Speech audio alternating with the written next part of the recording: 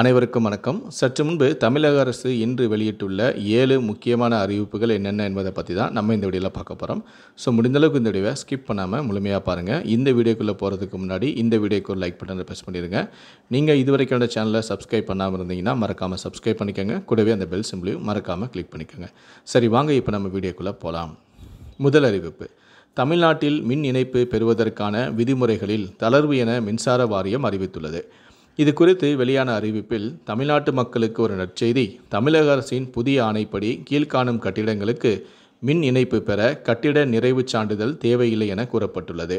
அதன்படி 14 மீட்டர் உயரம் மிகாமல் உள்ள 8 குடியிருப்பு அலகுகள் கொண்ட குடியிருப்பு கட்டிடங்கள், 750 சதுர மீட்டர் பரப்பளவிற்குட்பட்ட வீடு, 14 மீட்டர் உயரம் மிகாமல் 300 சதுர மீட்டர் கட்டிட பரப்பளவிற்குட்பட்ட வணிக கட்டிடங்கள், அனைத்து தொழிற்சாலை கட்டிடங்களுக்கு கட்டிட நிறைவு சான்றிதழ் தேவையில்லை என கூறப்பட்டுள்ளது.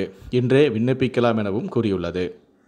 இரண்டாவது அறிவிப்பு: தருமபுரி மாவட்டம் பாளையம்புதூரில் மக்களுடன் முதல்வர் திட்டத்தை முதலமைச்சரான மு.க. ஸ்டாலின் தொடங்கி வைத்தார். சேலம் மாவட்டத்தில் பெண்களுக்கென 20 பிரத்யேக பேருந்துகளை முதலமைச்சரான ஸ்டாலின் தொடங்கி வைக்கிறார்.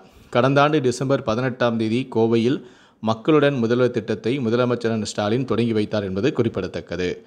மூன்றாவது அறிவிப்பு: 2023-24 கல்வி ஆண்டில் தனியார் பள்ளிகளில் 100% தேர்ச்சி பெற்ற பள்ளிகள் மற்றும் விளையாட்டுப் போட்டியில் வெற்றி பெற்ற மாணவ மாணவிகளுக்கு ஆகஸ்ட் 4ஆம் தேதி தமிழ்நாடு அரசு சார்பில் பாராட்டு விழா நடத்தப்படுகிறது. நான்காவது அறிவிப்பு: தமிழகத்தில் MD, MS முதுநிலை மருத்துவ படிப்புகளில் அரசு மருத்துவர்களுக்கான 50% இடஒதுக்கீடு தொடர்பான அரசாணையை தமிழக அரசு வெளியிட்டுள்ளது.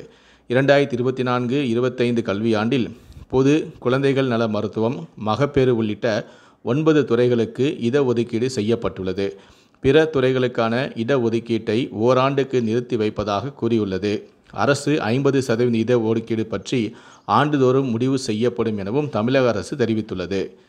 ஐந்தாவது அறிவிப்பு: தமிழ்நாட்டில் நாளை 65 திருக்கோவிலுக்கு குடமுழுக்கு நடைபெற உள்ளது. சென்னை திருவான்மையூர் பாம்பன் சுவாமிகள் கோயில், பெரியபாளையம் பவானி அம்மன் கோவில் உள்ளிட்ட 65 திருக்கோயில்களில் நாளை குடமுழுக்கு நடைபெற உள்ளது. ஆறாவது அறிவிப்பு: 10 மற்றும் 12ஆம் வகுப்பு பொதுத் தேர்வில் தோல்வியடைந்த மாணவர்களுக்கு ITIயில் தொழிற்பயிற்சி நிறுவனத்தில் சேர்ந்திட பழங்குடியின நலத்துறை சார்பில் வரும் 15ஆம் தேதி சிறப்பு முகாம் நடத்தப்படும் எனவும் தெரிவிக்கப்பட்டுள்ளது. கடைசியாக 7வது அறிவிப்பு: கடந்த மே மாதம் நடந்த CA பட்டய கணக்காளர் படிப்புக்கான இறுதித் தேர்வு முடிவுகள் வெளியிடப்பட்டுள்ளது. முதல் தொகுதி தேர்வு எழுதிய 74,887 மாணவர்களில் 20,479 பேர் தேர்ச்சி பெற்றுள்ளனர். 58,890 மாணவர்கள் எழுதிய இரண்டாம் தொகுதி தேர்வில் 21,408 மாணவர்கள் தேர்ச்சி பெற்றுள்ளனர். இந்திய பட்டய கணக்காளர் இறுதித் தேர்வு கடந்த மே மாதம் 2 தொகுதிகளாக 2ஆம் தேதி தொடங்கி 16ஆம் தேதி வரை நடைபெற்றது. தேர்வு முடிவுகளை கீழ்காணும் இணையதளங்களில் தெரிந்து கொள்ளலாம் எனவும் கூறப்பட்டுள்ளது. இந்த வீடியோவை பற்றிய உங்களுடைய கருத்துக்களை கீழே இருக்கக்கூடிய கமெண்ட் செக்ஷனில் மறக்காமல் சொல்லுங்கள். முடிந்த அளவுக்கு இந்த வீடியோவை மற்றவங்களுக்கும் ஷேர் பண்ணுங்கள். நன்றி, வணக்கம்.